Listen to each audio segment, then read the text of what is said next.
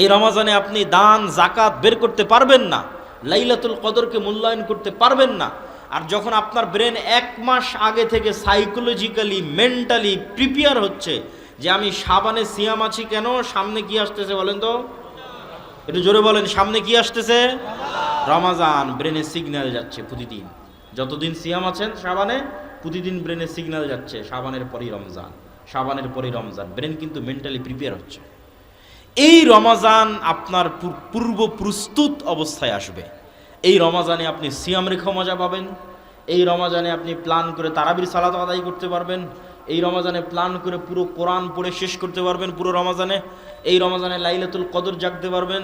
এই রমজানে ইতিকাফ করতে পারবেন। এই রমজানে দান এবং জাকাত বের করে সম্পদকেও পবিত্র করতে পারবেন। এক রমজান কত বড় মহা নিয়ামত! এই নিয়ামতকে মূল্যায়ন করার জন্য প্রস্তুতি 1 মাস আগে থেকেই লাগবে। এই জন্য শাবানে সিয়াম পালন করে ব্রেনকে আগে থেকেই প্রস্তুত করতে হবে। শাবানে সিয়াম পালন করতে রাজি আছেন? সবাই অন্তর থেকে নিয়ত করে শক্তভাবে বলেন যে ইনশাআল্লাহ। আল্লাহ সুবহানাহু ওয়া তাআলা আমাদের কবুল করুক, বলেন আল্লাহুম্মা আমিন। একদিন যে সিয়াম পালন করলে আল্লাহর সন্তুষ্টির জন্য আল্লাহ তার চেহারাকে দূরে সরিয়ে দিবে, কোন রিওয়ায়াতে 70, কোন রিওয়ায়াতে 100, কোন রিওয়ায়াতে আসমান এবং জমিনের দূরত্ব পরিমাণ জাহান্নাম থেকে। আল্লাহু আকবার। সকল নেকির, সকল ইবাদতের নেকি পূর্ব নির্ধারিত, সিয়ামের নেকি পূর্ব নির্ধারিত নয়। আল্লাহ বলছেন আস-সাওমু লি ওয়া আনা আজজি বিহি। সিয়ামের সিয়াম যেহেতু আমার জন্য খাস, এর নেকিও আমিই দিব। আল্লাহু আকবার। প্রত্যেকটা ইবাদতকারীর জন্য বিশেষ সম্মানার্থে দরজা থাকবে জান্নাতে। একজন মাত্র ব্যক্তি যাকে সকল দরজা থেকে ডাকা হবে, তিনি আবু বকর রাদিয়াল্লাহু তাআলা আনহু। আল্লাহু আকবার। সিয়াম পালনকারীর দরজার নাম আর রাইয়ান। এটা সিয়াম পালনকারীর সম্মান, বিশেষ মর্যাদা। তার জন্য একটা আলাদা দরজা তৈরি করা হয়েছে, প্রোটোকল, বিশেষ প্রোটোকল। জান্নাতে একটা আলাদা দরজা তৈরি করা হয়েছে, যে দরজা দিয়ে সিয়াম পালনকারীদের ডাকা হবে, বিশেষ প্রোটোকল। বাইতুল্লাহর নিসবাত আল্লাহর দিকে, কাবার নিসবাত আল্লাহর দিকে। কাবা ঘরের মধ্যে কি আল্লাহ সুবহানাহু ওয়া তাআলা থাকেন? সত্তাগতভাবে থাকেন? থাকেন না। আল্লাহ সুবহানাহু ওয়া তাআলা আছেন 7 আসমানের উপরে, আরশের উপরে। তাহলে কেন বলা হয় কাবা আল্লাহর ঘর? এটা সম্মান।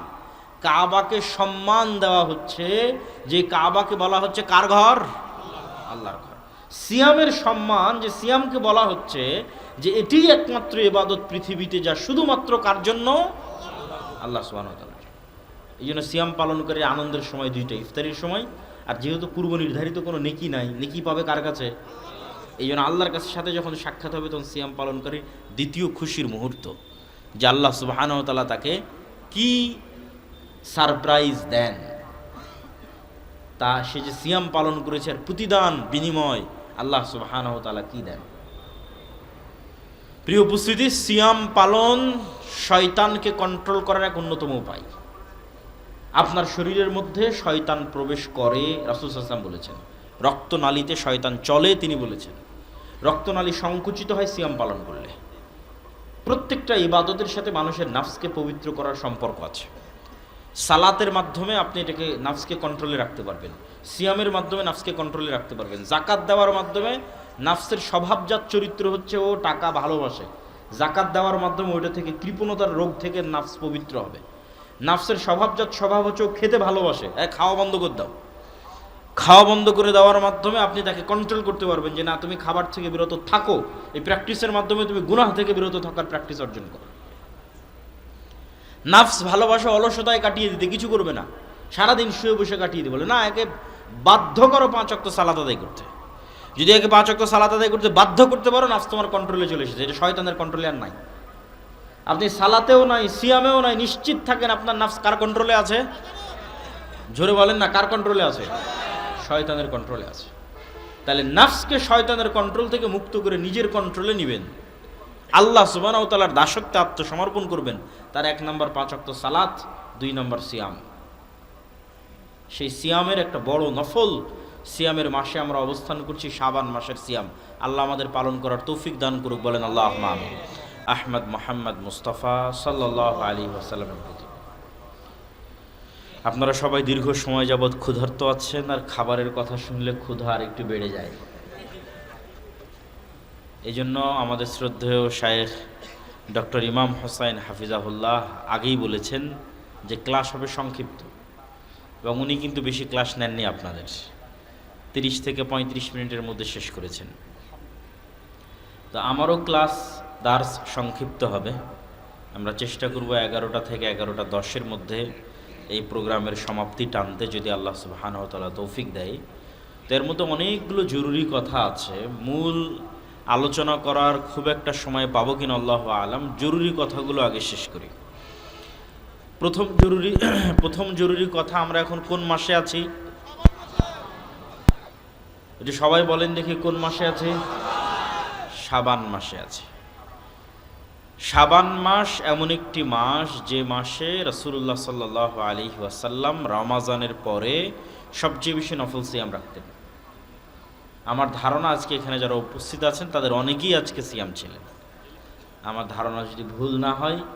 আর যদি না থেকে থাকেন তাহলে আগামীকাল থেকে থাকবেন, বলেন ইনশাআল্লাহ।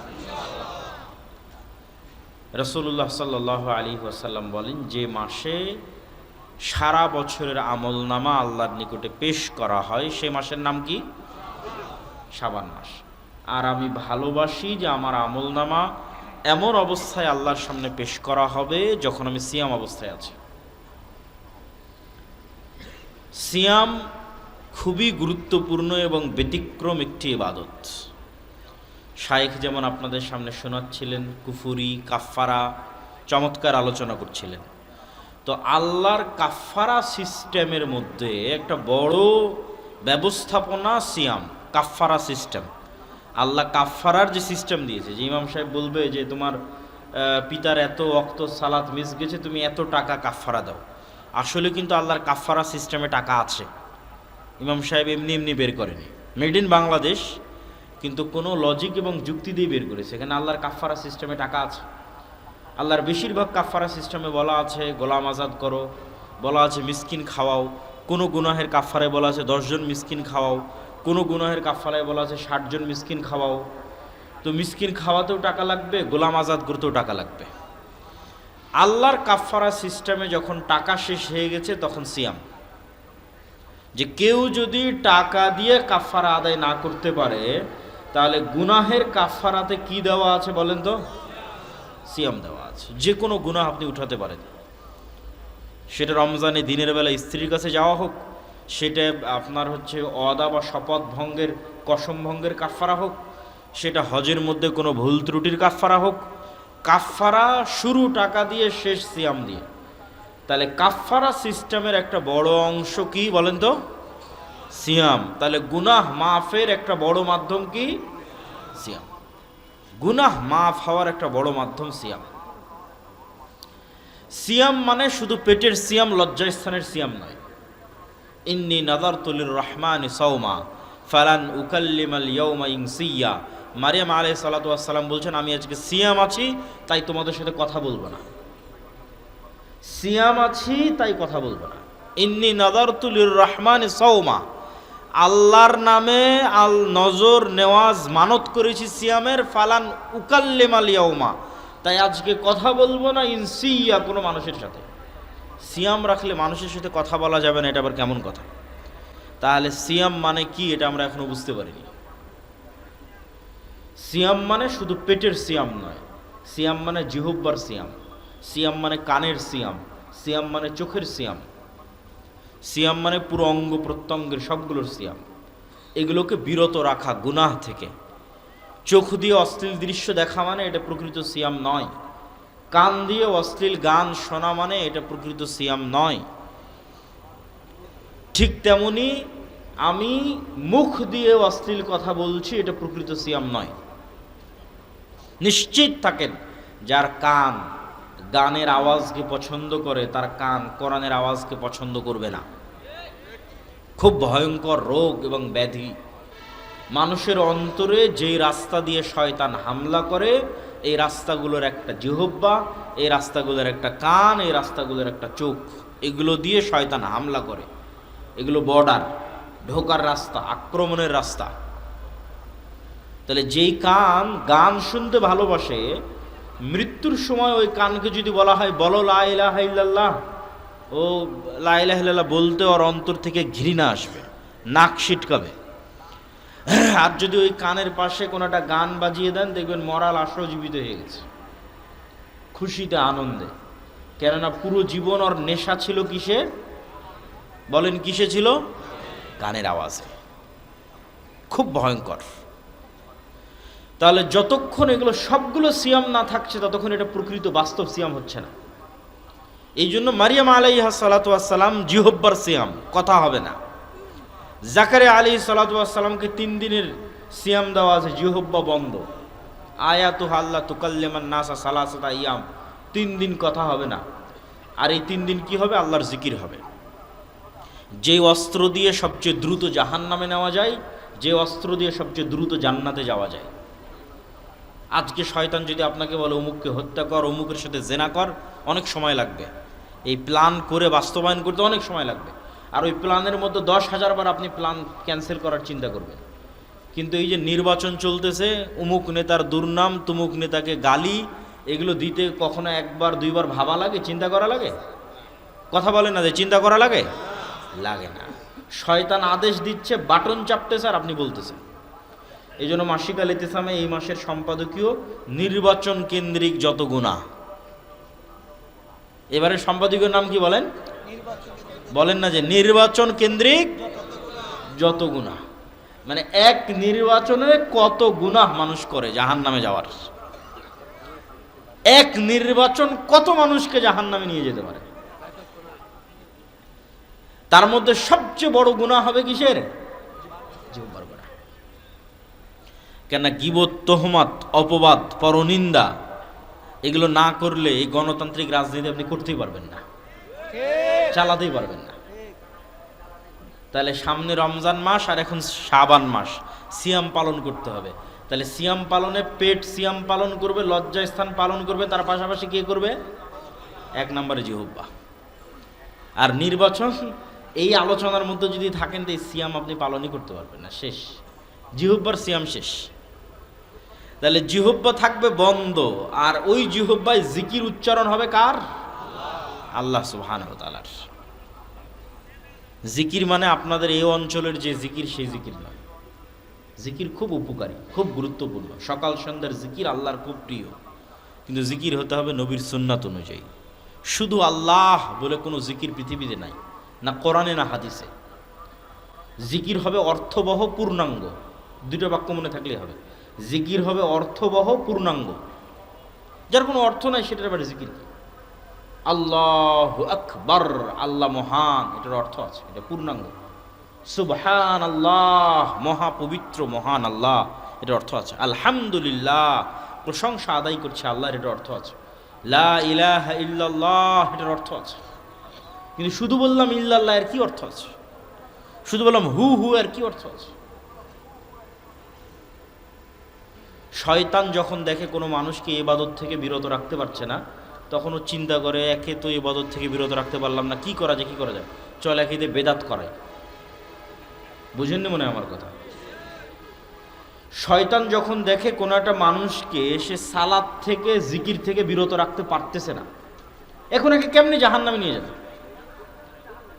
একটাই রাস্তা আছে, যেহেতু আর জিকিরের প্রতি প্রচুর আগ্রহ, তো ওর হাতে এমন জিকির ধরায় দাও যেটা বেদাত, তাহলে তো জাহান্নামে চলে গেল।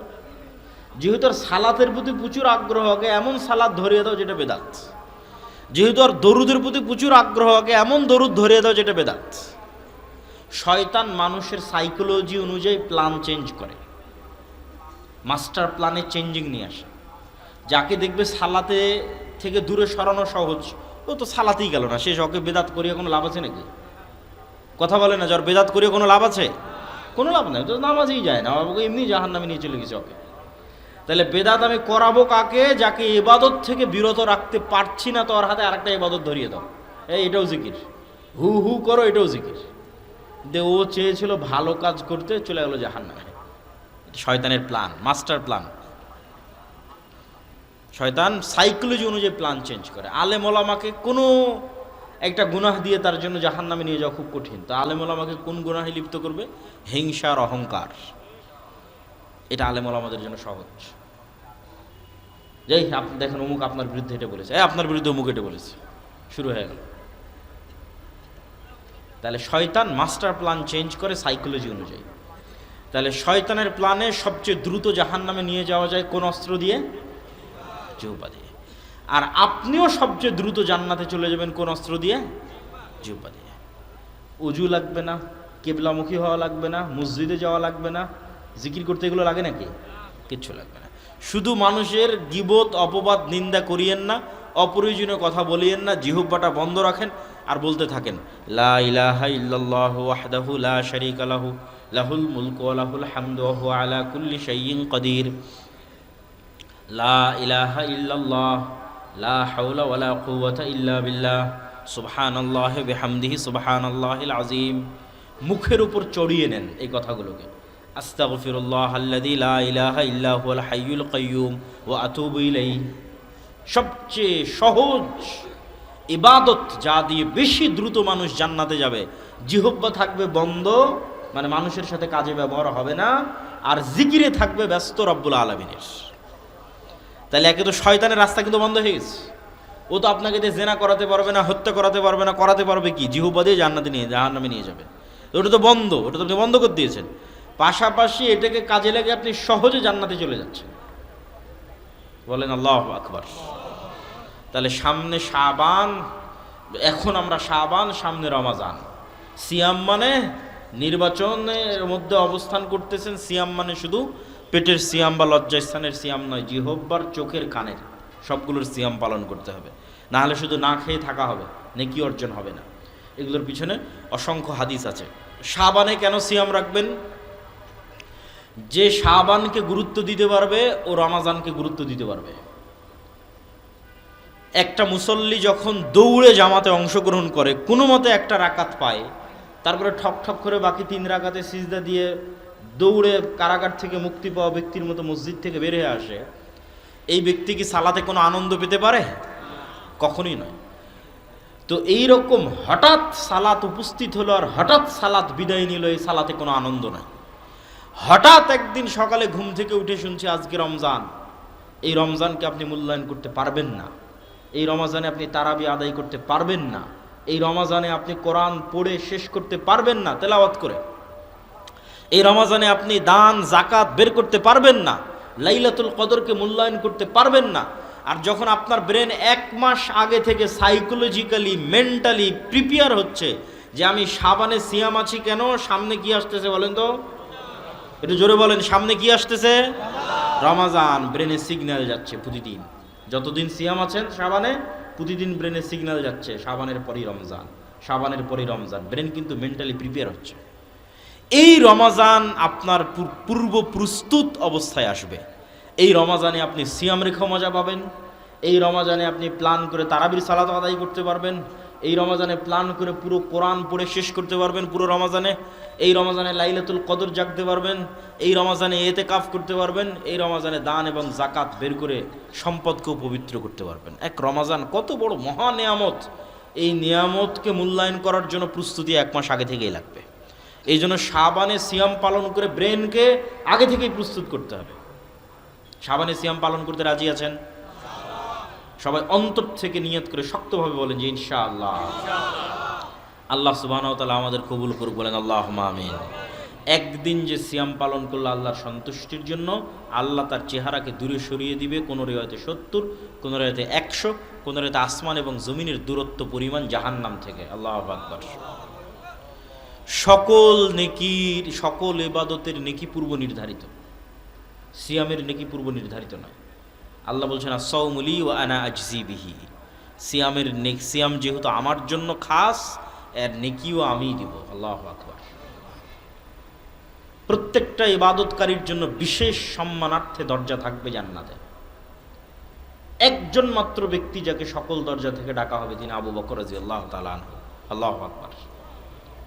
সিয়াম পালনকারীর দরজার নাম আর রাইয়ান। এটা সিয়াম পালনকারীর সম্মান, বিশেষ মর্যাদা। তার জন্য একটা আলাদা দরজা তৈরি করা হয়েছে, প্রোটোকল, বিশেষ প্রোটোকল। জান্নাতে একটা আলাদা দরজা তৈরি করা হয়েছে, যেই দরজা দিয়ে সিয়াম পালনকারীদের ডাকা হবে, বিশেষ প্রোটোকল। বাইতুল্লাহর নিসবাত আল্লাহর দিকে, কাবার নিসবাত আল্লাহর দিকে। কাবা ঘরের মধ্যে কি আল্লাহ সুবহানাহু ওয়া তাআলা থাকেন? সত্তাগতভাবে থাকেন না। আল্লাহ সুবহানাহু ওয়া তাআলা আছেন 7 আসমানের উপরে, আরশের উপরে। তাহলে কেন বলা হয় কাবা আল্লাহর ঘর? এটা সম্মান। কাবাকে সম্মান দেওয়া হচ্ছে, যে কাবাকে বলা হচ্ছে কার ঘর? আল্লাহর ঘর। সিয়ামের সম্মান, যে সিয়ামকে বলা হচ্ছে যে এটিই একমাত্র ইবাদত পৃথিবীতে যা শুধুমাত্র কার জন্য? আল্লাহ সুবহানাহু ওয়া তাআলা। এই জন্য সিয়াম পালনকারীর আনন্দের সময় দুইটা, ইফতারির সময়, আর যেহেতু পূর্ব নির্ধারিত কোনো নেকি নাই, নেকি পাবে কার কাছে? এই জন্য আল্লাহর কাছে সাথে যখন সাক্ষাৎ হবে তখন সিয়াম পালনকারীর দ্বিতীয় খুশির মুহূর্ত, যে আল্লাহ সুবহানাহু ওয়া তাআলা তাকে কি সারপ্রাইজ দেন, তা সে যে সিয়াম পালন করেছে আর প্রতিদান বিনিময় আল্লাহ সুবহানাহু ওয়া তাআলা কি দেন। প্রিয় উপস্থিতি, সিয়াম পালন শয়তানকে কন্ট্রোল করার এক অন্যতম উপায়। আপনার শরীরের মধ্যে শয়তান প্রবেশ করে, রাসূল সাল্লাল্লাহু আলাইহি ওয়াসাল্লাম বলেছেন। রক্তনালীতে শয়তান চলে, তিনি বলেছেন। রক্তনালী সংকুচিত হয় সিয়াম পালন করলে। প্রত্যেকটা ইবাদতের সাথে মানুষের নাফসকে পবিত্র করার সম্পর্ক আছে। সালাতের মাধ্যমে আপনি এটাকে নাফসকে কন্ট্রোলে রাখতে পারবেন, সিয়ামের মাধ্যমে নাফসকে কন্ট্রোলে রাখতে পারবেন, জাকাত দেওয়ার মাধ্যমে নাফসের স্বভাবজাত চরিত্র হচ্ছে ও টাকা ভালোবাসে, জাকাত দেওয়ার মাধ্যমে ওইটা থেকে কৃপণতার রোগ থেকে নাফস পবিত্র হবে। নাফসের স্বভাবজাত স্বভাব হচ্ছে ও খেতে ভালোবাসে, খাওয়া বন্ধ করে দাও। খাওয়া বন্ধ করে দেওয়ার মাধ্যমে আপনি তাকে কন্ট্রোল করতে পারবেন যে না, তুমি খাবার থেকে বিরত থাকো। এই প্র্যাকটিসের মাধ্যমে তুমি গুনাহ থেকে বিরত থাকার প্র্যাকটিস অর্জন করো। নাফস ভালোবাসা অলসতায় কাটিয়ে দিতে, কিছু করবে না, সারাদিন শুয়ে বসে কাটিয়ে দিতে বলে না, একে বাধ্য করো 5 ওয়াক্ত সালাত আদায় করতে। যদি একে 5 ওয়াক্ত সালাত আদায় করতে বাধ্য করতে পারো, নাফস তোমার কন্ট্রোলে চলে এসেছে। এটা শয়তানের কন্ট্রোলে আর নাই। আপনি সালাতেও নাই, সিয়ামেও নাই, নিশ্চিত থাকেন আপনার নাফস কার কন্ট্রোলে আছে? জোরে বলেন না, কার কন্ট্রোলে আছে? শয়তানের কন্ট্রোলে আছে। তাহলে নাফসকে শয়তানের কন্ট্রোল থেকে মুক্ত করে নিজের কন্ট্রোলে নিবেন, আল্লাহ সুবহানাহু ওয়া তাআলার দাসত্বে আত্মসমর্পণ করবেন। তার 1 নম্বর 5 ওয়াক্ত সালাত, 2 নম্বর সিয়াম। সেই সিয়ামের একটা বড় নফল সিয়ামের মাসে আমরা অবস্থান করছি, শাবান মাসের সিয়াম। আল্লাহ আমাদের পালন করার তৌফিক দান করুক, বলেন আল্লাহুম্মা আমিন। তো দান কেন শক্তিশালী ইবাদত? এটা প্রাসঙ্গিক। কেন আপনি দান করবেন?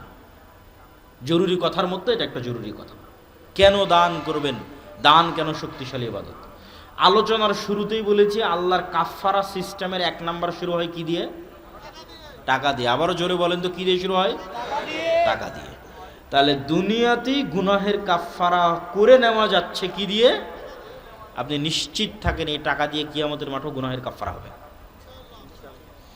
কিন্তু কিয়ামতের মাঠে নতুন করে টাকার মালিক হওয়ার সুযোগ থাকবে নাকি? থাকবে না। কিয়ামতের মাঠে যদি আপনি কোটিপতি হতে চান, সেটা কখন হতে হবে? এখন হতে হবে। যে কিয়ামতের মাঠে আমি যে কোনো বিপদ আপদ থেকে বাঁচতে চাই, তো বাঁচতে পারবেন টাকা দিয়ে, নিশ্চিত থাকেন। কি দিয়ে বাঁচতে পারবেন জোরে করে বলেন তো? আর একটু জোরে বলেন, কি দিয়ে বাঁচতে পারবেন? টাকা দিয়ে বাঁচতে পারবেন। তো সেই টাকা কিয়ামতের মাঠে উপার্জন করতে পারবেন না এখন কোটিপতি হতে হবে? কিয়ামতের মাঠে কোটিপতি হতে চাইলে সেটা এখন হতে হবে। এখন কোটি টাকা ইনকাম করে আল্লাহর রাস্তায় কোটি টাকা দান করে কিয়ামতের অ্যাকাউন্টে টাকা জমা রেখে এবার কিয়ামতের মাঠে উঠছি আমি কোটিপতি অবস্থায়। তাহলে এখন কত গুনাহের কাফফারা, আর কত মানুষের হক নষ্ট, আর কত ইবাদতের কমতি, সবগুলো দান দিয়ে পূরণ করা সম্ভব। সবগুলো দান দিয়ে পূরণ করা সম্ভব। এই জন্য আল্লাহ সুবহানাহু ওয়া তাআলা বলেছেন, ইন্নাল্লাহা আশতারা মিনাল মুমিনিনা আনফুসাহুম ওয়া আমওয়ালাহুম বিআন্না লাহুমুল জান্নাহ।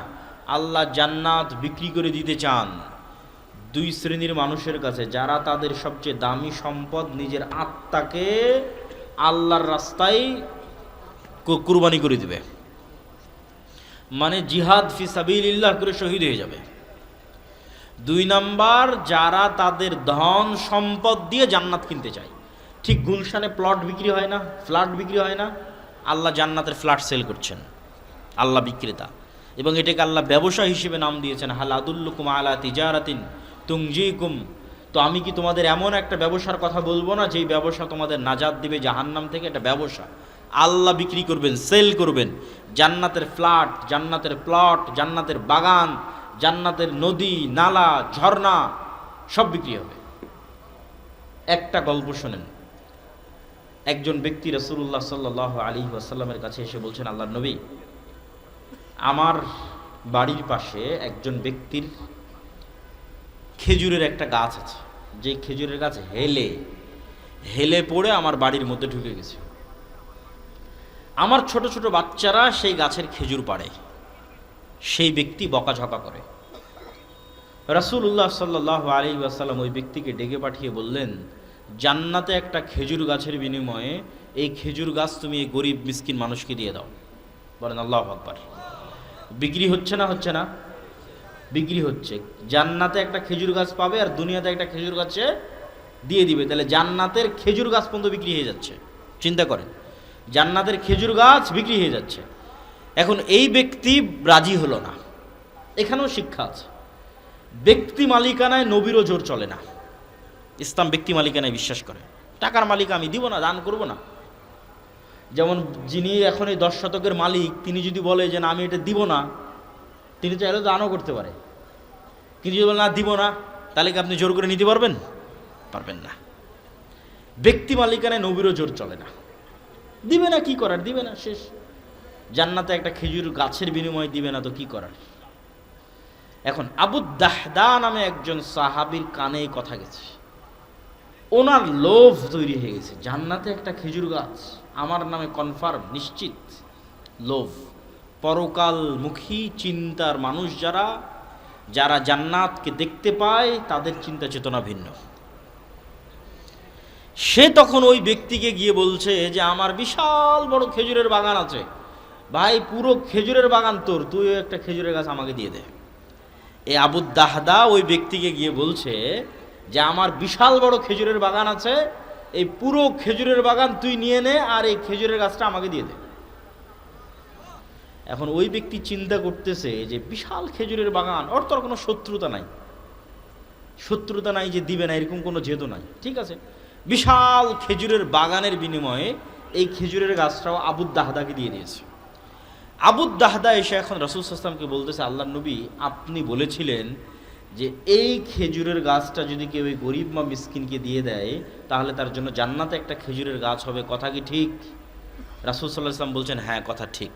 তো আল্লাহর নবীকে তিনি বলছেন, আল্লাহর নবী আমি এই খেজুরের গাছটা পুরো একটা খেজুরের বাগানের বিনিময়ে কিনে নিয়েছি, আর এই খেজুরের গাছটা জান্নাতের খেজুরের গাছের বিনিময়ে লোককে দিয়ে দিলাম। বলেন আল্লাহু আকবার। কি স্যাক্রিফাইস দেখেন! টাকা দিয়ে জান্নাত কিনে পাওয়া যায়, জান্নাতের খেজুরের গাছও বিক্রি হবে, জান্নাতের ঝর্ণাও বিক্রি হবে। রাসূল সাল্লাল্লাহু আলাইহি ওয়াসাল্লামের মসজিদে নববীর সামনে একটা কুয়া ক্রয়ের প্রয়োজন।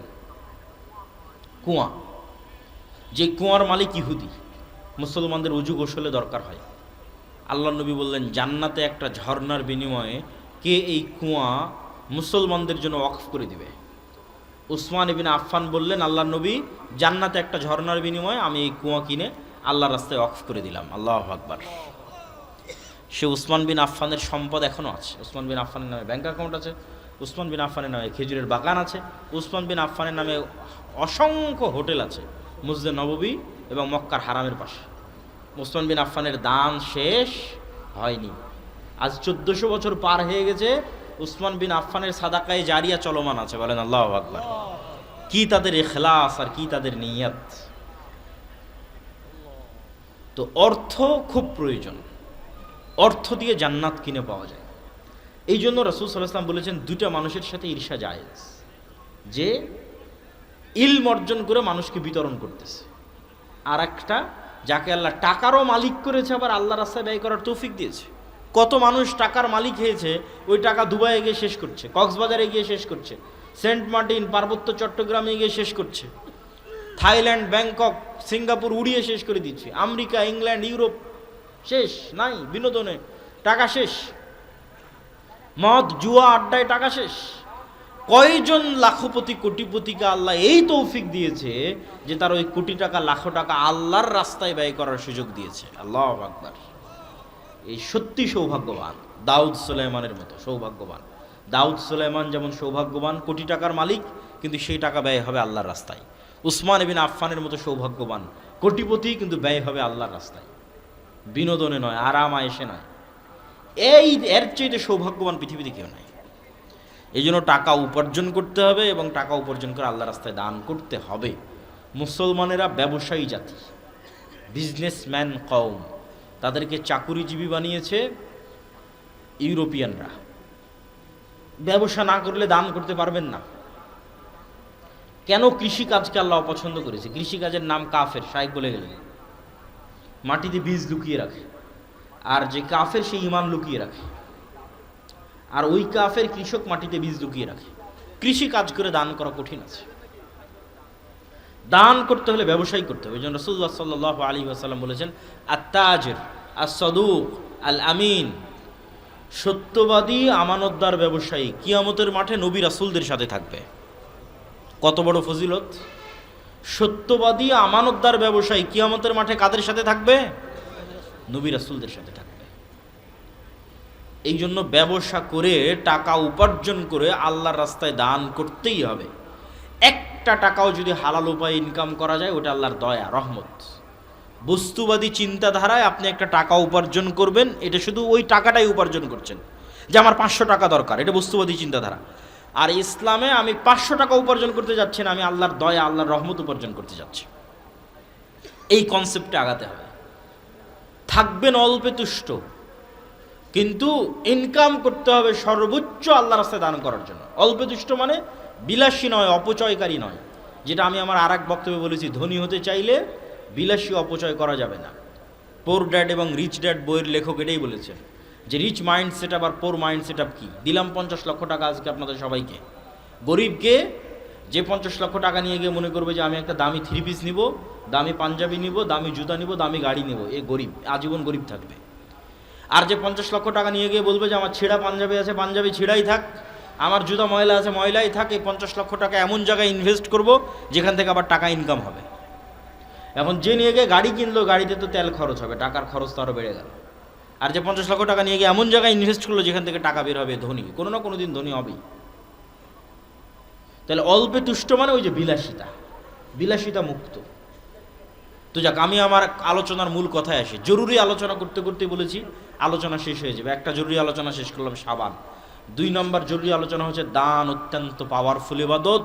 দান দিয়ে জান্নাতে ফ্ল্যাট, দান দিয়ে জান্নাতে ঝর্ণা কিনতে পাওয়া যাবে, দান দিয়ে জান্নাতে গাছ কিনতে পাওয়া যাবে, দান দিয়ে জান্নাতে ঘর কিনতে পাওয়া যাবে, দান দিয়ে জান্নাতে বাড়ি, প্যালেস, বিল্ডিং কিনতে পাওয়া যাবে। আজকে আপনারা যে মাটির উপর বসে আছেন, এই মাটির বকেয়া 2 কোটি টাকা। প্রথমত আমরা এখন বৈঠকি দানে অংশগ্রহণ করব। দ্বিতীয়ত, যার পক্ষে যেভাবে সম্ভব, কুমিল্লা অঞ্চলের যত মানুষ প্রবাসে আছেন সবার প্রতি যত আহ্বান থাকবে, আপনারা হোয়াটসঅ্যাপ গ্রুপের মাধ্যমে একত্রিত হয়ে, আমেরিকা হন, ইউরোপ হন, সৌদি, দুবাই, কুয়েত, কাতার, বাহরাইন, যে যেখানে আছেন, হোয়াটসঅ্যাপ গ্রুপের মাধ্যমে একত্রিত হয়ে ভাইয়েরা যে পার স্কোয়ার ফিট কত টাকা যেন নির্ধারণ করেছেন, 2500 টাকা সর্বনিম্ন, 2500 টাকা, এবং সর্বোচ্চ যতদূর সম্ভব তারা 6 থেকে 7 মাস সময় নিয়েছে। সামনে রমজান আসতেছে, এই রমজানকে সামনে রেখে এই টাকা কুমিল্লার মানুষকে আদায় করতেই হবে, বলেন ইনশাআল্লাহ। এই কুমিল্লার কোটবাড়ির ভাইয়েরা অনেক স্বপ্ন করে মেইন রোডের পাশে জামিয়া সালাফিয়া গড়ার স্বপ্ন দেখেছে। আমরা আমাদের জীবদ্দশায়, শায়েখ আব্দুর রাজ্জাক বিন ইউসুফের জীবদ্দশায় এত দামি জমি কেউ জামিয়া সালাফিয়াকে দেয়নি। কুমিল্লার মানুষ যত দামি দামি জমি জামিয়া সালাফিয়াকে দিয়েছে। আল্লাহ কুমিল্লার মানুষকে কবুল করুক, বলেন আল্লাহুম্মা আমিন। তাই এই বাকি কাজটুকু আর আপনারা অধুরা রাখবেন কেন? তাই কুমিল্লার যে যেখানে আছেন, সমগ্র কুমিল্লাবাসীর প্রতি দত্ত আহ্বান, এই 2 কোটি টাকা পূরণ করতেই হবে, বলেন ইনশাআল্লাহ। আর এখন বৈঠকি দানে সবাই একটু অংশগ্রহণ করি। ভাইরা কি যাবেন ভিতরে? লোকজন আছে যাওয়ার মতো? আমরা সবাই যারা স্টেজে আছি তারাও একটু অংশগ্রহণ করি বৈঠকি দানে। কেউ আমরা খালি হাতে যাব না। আর তারপরের জরুরি কথা কি, মাসিক আল ইতিসামের কথা বলেছি, এটা তো নিবেনি। আল্লাহর পথে যাত্রা, যা আলোচনা এবছরে বিভিন্ন বইয়ে বিভিন্ন জায়গায় করেছি। এই সিজনের শুরুতে আলোচনা করেছিলাম, জি বলতেছি, এই সিজনের শুরুতে আলোচনা করেছিলাম ফেরেশতা। 2-1টা বক্তব্য যদি শুনেছেন আমি জানি না, যারা এই মিডিয়াতে আছে তারাও সেই বক্তব্যগুলো ভালোভাবে ধরতে পেরেছিল কিনা। ফেরেশতার ওপর পুরো 1 ঘন্টা 1.5 ঘন্টার বক্তব্য আছে, শয়তানের উপর 1 ঘন্টা 1.5 ঘন্টার বক্তব্য আছে, রূহ নফসের উপর বক্তব্য আছে, সবগুলোই বই থেকেই বলা। জিকিরের উপর আলোচনা আছে দাওয়া সেন্টারের জুমার খুতবায়, ইতিসাম টিভিতেও পাওয়া যেতে পারে। তো এই বইয়ে অসংখ্য গুরুত্বপূর্ণ আলোচনা আছে যা মানুষকে আল্লাহর সাথে কানেক্টেড করবে। এই বইয়ের কাজ কি? এই বইটা প্রত্যেকটা মসজিদ, মাদ্রাসা, দাওয়া সেন্টার, স্কুল, কলেজ, ইউনিভার্সিটি, যেখানে হালাকা সম্ভব 5 জন 10 জন একত্রিত হয়ে প্রতিদিন 2 পৃষ্ঠা 3 পৃষ্ঠা 1 পৃষ্ঠা অথবা প্রতি সপ্তাহে 2 পৃষ্ঠা 3 পৃষ্ঠা একত্রিত হয়ে বইটা পড়তে হবে। আল্লাহর পথে যাত্রা। এই বইটা তাজকিয়াতুন নাফস, আমাদের আত্মাকে পরিশুদ্ধ করে আমরা যে চাচ্ছি যে আমরা একটি ইসলামী বিপ্লব পূর্ণাঙ্গ বাংলাদেশের মাটিতে ঘটাবো। শাইখ বলে গেলেন সালাফি মানহাজের বাংলাদেশ। তার শুরুটা কি দিয়ে হবে? তার শুরুটা আপনি এই আল্লাহর পথে যাত্রা বই পড়ে এটির উপর আমল করা প্রথম ধাপ। দ্বিতীয় ধাপের আরেকটা বই আসতেছে ইনশাআল্লাহ, এই বছরই সেটি নিয়ে আসার চেষ্টা করতেছি।